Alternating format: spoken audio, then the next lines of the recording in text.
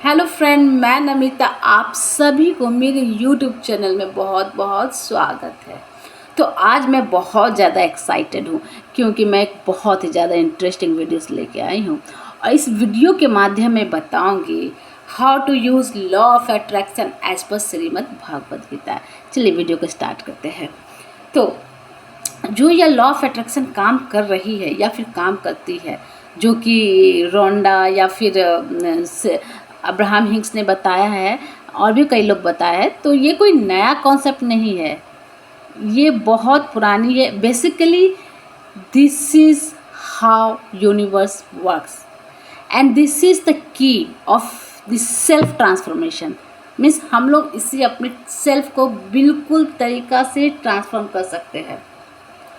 और जितने भी महान लोग, जितने भी महान ऋषि मुनि, स्पिरिचुअल मास्टर, धर्मगुरु इस धरती पे आए हैं, इन सभी ने एक ही बात बताया है, एक ही चीज़ बताया है। हो सकता है इनका उद्देश्य अलग हो, इनका बताने का तरीका अलग हो, लेकिन जो कॉन्सेप्ट है वो कॉन्सेप्ट सभी का एक ही हमेशा से रहा है। मैं आपको बताऊंगी इस वीडियो में कि भगवान श्री कृष्ण ने जो भी ज्ञान दिया है वो किस तरीक़ा से लॉ ऑफ अट्रैक्शन से अलाइन करती है और हम इसे कैसे अपने लाइफ में अप्लाई करके अपनी लाइफ को बिल्कुल तरीक़ा से चेंज कर सकते हैं। तो मैं इस वीडियो को स्टार्ट करने से पहले मैं ये बोलना चाहूँगी कि ये जो वीडियो मैं बनाई हूँ वे किसी धर्म पर, किसी पर्टिकुलर धर्म पे नहीं बनाई हूँ। मैं ये जो मेरी वीडियो है, ये वीडियो एक आध्यात्मिक दृष्टि से बनी है और भी कोई धर्म से नहीं बनाई हूँ मैं। मुझे बिल्कुल नहीं पता कि आप किस सुपर पावर को की पूजा करते हैं, किस धर्म पे आप बिलीव करते हैं, आपका धर्म कौन सा है, ये मैं नहीं जानती हूँ। बट हाँ, इस वीडियो में अगर मैं भगवत गीता की बात कर रही हूँ तो आप अगर हिंदू धर्म नहीं बिलोंग करते, फिर भी आप इस वीडियो को देखिए, क्योंकि इस वीडियो को आप देखेंगे तो आपको एक गहरी दृष्टि मिलेगी। तो चलिए मैं आज स्टार्ट करती हूँ लॉ ऑफ अट्रैक्शन एज पर श्रीमद् भागवत गीता। तो ये जो ज्ञान है ये श्री कृष्ण भगवान और अर्जुन के बीच हो रही महाभारत के दौरान कन्वर्सेशन में जो भी बात हुई है उसका इस श्रीमद् भगवत गीता में वर्णन किया गया है, जहाँ अर्जुन के दिमाग में बहुत सारी कन्फ्यूजन रहती है, बहुत सारी क्वेश्चंस रहती है ज़िंदगी के बारे को लेके। ठीक इसी तरह से हम सभी के लाइफ में, हम सभी को लाइफ को लेके या फिर और भी बहुत सारे प्रश्न होती है कि मतलब क्या सही है, क्या गलत है, क्या हमारे कंट्रोल में है, क्या हमारे कंट्रोल में नहीं है, क्या भगवान के कंट्रोल में है, ये काम करे ना करे।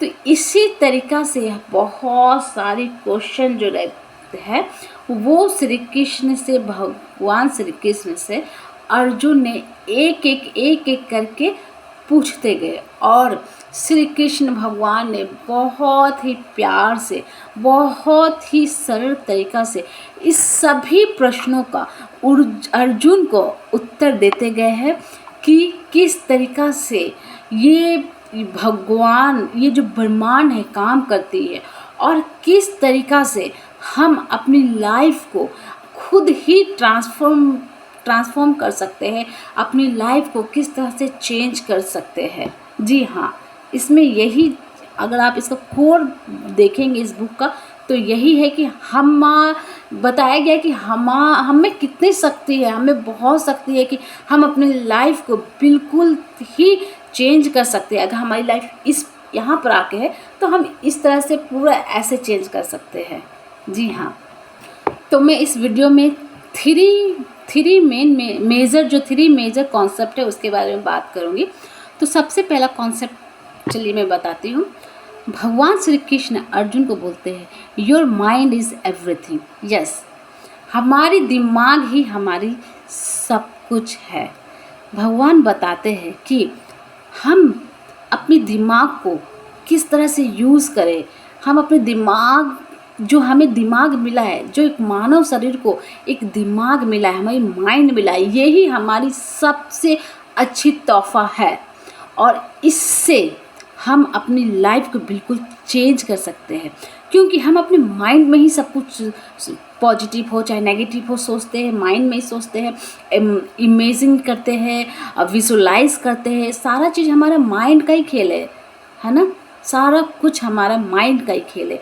तो भगवान बोलते हैं कि किस तरीक़ा से हम अपने माइंड को एक सही डायरेक्शन दे के और उन अपने माइंड को खुद का गुलाम बनाना, उसका गुलाम नहीं बनना, खुद का गुलाम बना के किस तरह से उसको यूज़ करके एक हम बेहतरीन जीवन जी सकते हैं और हर वो चीज़ पा सकते हैं हम अपने माइंड को यूज़ करके।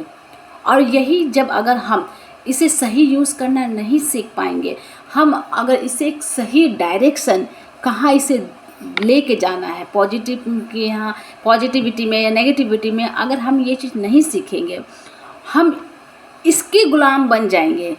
तो इसका एक नेचर है, इसका जो बेसिक नेचर है वो ऑटो मोड में चला जाता है। और जब यह खुद का ऑटो मोड में जाता है तो ये केवल ज़्यादातर नेगेटिव बात ही सोचता है, किस तरह से आपको पास्ट में किसी ने क्या बोला, मतलब सारा नेगेटिव जो भी इमोशंस है यही क्रिएट करता है अगर हम इसे ऑटो मोड में छोड़ दें, सही डायरेक्शन नहीं दे तो फिर क्या होगा कि हमारी लाइफ में ऑफकोर्स नेगेटिविटी ही अट्रैक्ट होके आएगी। तो इस जो पहला कॉन्सेप्ट है इसमें यही है कि हम मानव शरीर को एक बहुत ही बड़ा तोहफा मिला है और वो है हमारा माइंड। और ठीक ये चीज़ लॉ ऑफ अट्रैक्शन में भी है कि लॉ ऑफ अट्रैक्शन में बोला जाता है ना कि हमें सोचना चाहिए अच्छा, क्योंकि जो हम सोचते हैं वो हमारी रियलिटी बनती जाती है। और इसी तरीक़ा से हम मतलब जो हमारा जो भी हम लॉ ऑफ अट्रैक्शन यूज़ करते हैं, जो टेक्निक यूज़ करते हैं, ये टेक्निक यही रहती है कि जो ये ऑटो मोड में हमारी दिमाग हमारी सोच है उसे रीप्रोग्राम करते हैं हम लोग। बहुत सारी टेक्निक यूज़ करते हैं इसे रीप्रोग्राम करने के लिए, विजुलाइज करते हैं, अफर्मेशन बोलते हैं, बहुत सारी ऐसी टेक्निक है।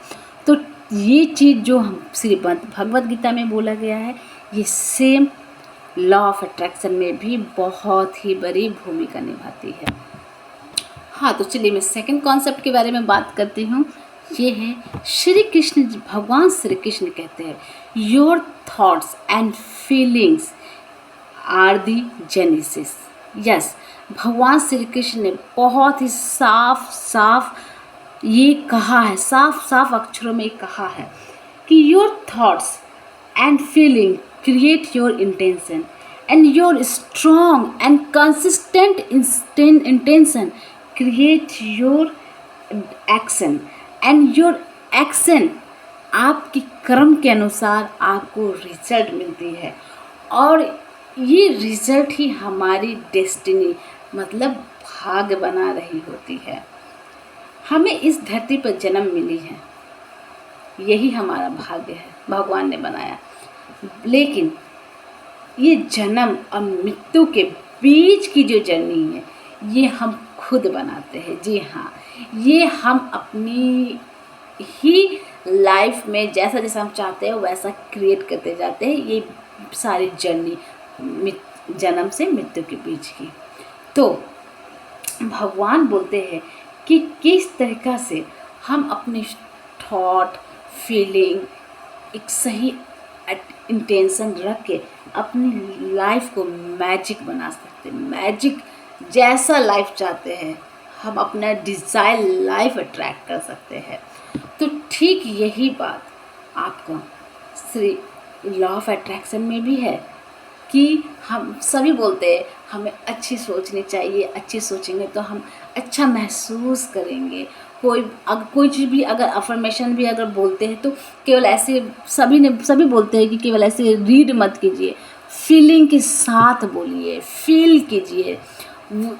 अगर जो आप बोल रहे हैं कि आई एम हैप्पी तो वो हैप्पी फील होना चाहिए। तो जो ये लॉ ऑफ अट्रैक्शन में है वो चीज़ आपको भगवद गीता में भी है। तो हम लॉ ऑफ अट्रैक्शन में भी अपनी फीलिंग्स में, अपनी इमोशंस में काम करके जब हम अच्छा फील करते हैं, अच्छा इमोशंस हमारा निकलता है तो हमारी वाइब्रेशन भी बाहर यूनिवर्स में वही जाती है। तो ये सेकंड कॉन्सेप्ट है कि हम अपनी लाइफ बनाते हैं with the help of thoughts, feeling, good feeling, pleasant feeling and intention. और यही कहा गया है कि आप अपने अंदर में काइंडनेस लाइए। किसी को भी आप देखते हैं तो मतलब कोई भी वो जीव हो, उसके लिए काइंडनेस हमें अपनी इंटेंशन में डालना है। तो सेकंड कॉन्सेप्ट ये बहुत ही प्यारा कॉन्सेप्ट है और हम इसे यूज़ करके लाइफ अपनी मैजिक कर सकते हैं। चलिए अब तीसरी कॉन्सेप्ट के बारे में बात करते हैं। ये कॉन्सेप्ट बहुत ही अच्छा है। थर्ड कॉन्सेप्ट जो है, यथा दृष्टि तथा सृष्टि। यस, जैसी हमारी दृष्टि होगी, जैसी हमारी विज़न होगी, वही हमारी लाइफ में रियलिटी बनते आएगी। जी हाँ दोस्तों, क्योंकि ये धरती जो है, इस धरती पे सभी प्रकार की चीज़ें हैं। पॉजिटिव है, नेगेटिव है, अच्छे लोग हैं, बुरे लोग हैं। अगर यहाँ पेन है, धोखा है, बहुत सारी नेगेटिव चीज़ें हैं, तो अच्छाई भी बहुत सारी चीज़ें हैं। अब ये हम पे टोटली निर्भर करता है कि हम क्या देख रहे हैं, हमारा फोकस किधर है। क्या हमारी फोकस लोगों की बुराई करने में है, हम लोगों की बुराई करते हैं, चुगली करते हैं और भी मतलब केवल कमी खोजते हैं, तो हम उसी तरीक़ा से बनते जाते हैं। तो ये बहुत भगवान श्री कृष्ण ने क्लियर कहा है कि हमारी जो दृष्टि है, हमारे जो नज़रिया है, वो हमेशा सकारात्मक होनी चाहिए। हर चीज़ों में हमें पॉजिटिविटी ढूंढनी चाहिए।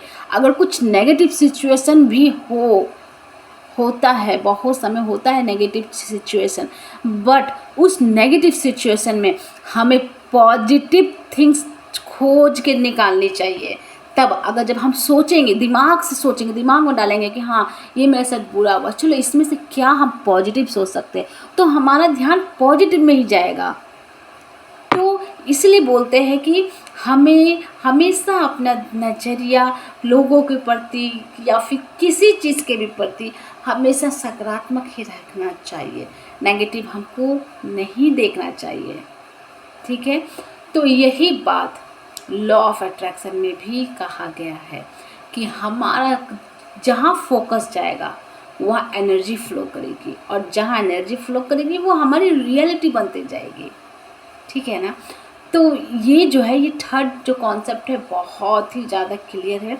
इसीलिए लॉ ऑफ अट्रैक्शन में कहा जाता है कि हमारी जो क्या हमें चाहिए वो बहुत ज़्यादा क्लियर होना चाहिए। ठीक है, और हमेशा हमें बड़ा सोचना चाहिए, कुछ बड़ा उद्देश्य रखना चाहिए।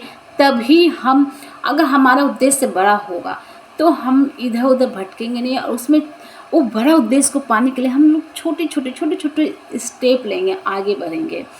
तो इसीलिए कहते हैं दोस्तों कि हमें हमेशा अच्छी चीज़ देखनी चाहिए, अच्छी सोचनी चाहिए, हमारी नज़रिया हमेशा पॉजिटिव होनी चाहिए। हमें क्योंकि बहुत लोग ऐसे होते हैं कि दूसरों की लाइफ में क्या, उसकी लाइफ में कुछ प्रॉब्लम नहीं है, सपोज हो सकता है कि मेरी लाइफ में कुछ प्रॉब्लम नहीं, लेकिन मैं दूसरों की लाइफ को, प्रॉब्लम को देख देख के बात करती हूँ, दूसरे से बात करती हूँ कि उसके लाइफ में ये है, उसके साथ ये हुआ है, उसके बारे में सोचती हूँ कि उसके साथ ऐसा क्यों हुआ, भगवान ने उसके साथ ऐसा क्यों किया, वो क्या करेगी। लेकिन हमें ऐसा कभी नहीं करना चाहिए, हमें पॉजिटिविटी देखना चाहिए कि अगर किसी के साथ कुछ हुआ भी तो वो किस तरह से आगे बढ़ रही है, उसके बारे में बात करना चाहिए, ना कि उसके बारे में ऐसा क्यों हुआ। तो ठीक है, लॉ ऑफ अट्रैक्शन में भी काम करता है। तो मैं आशा करती हूँ कि इस वीडियो में मतलब जो भी मैं कुछ बता पाई हूँ वो आपको हद तक क्लियर होगी। और ये तो हम जान गए हैं कि जो लॉ ऑफ अट्रैक्शन है ये बहुत पुराना कॉन्सेप्ट है, और ये ठीक हमारे भगवत गीता में भी ये सारा कुछ बताया गया है। चूँकि मैं केवल भगवत गीता पढ़ी हूँ या आगे भी पढ़ूँगी, तो मुझे पता है कि ये भगवत गीता से कैसे अलाइन करती है। और भी बहुत सारी धार्मिक पुस्तक है जिसमें भी सेम चीज़ें लिखी होगी, बट हाँ मैंने पढ़ा नहीं है। तो हो सकता है कि आप अगर पढ़े होंगे तो आप भी अलाइन कर रहे होंगे किस तरीक़ा से लॉ ऑफ अट्रैक्शन पहले भी हमें बताया गया है, लेकिन हमारी दृष्टि उस तरह से नहीं थी। तो थैंक यू सो मच।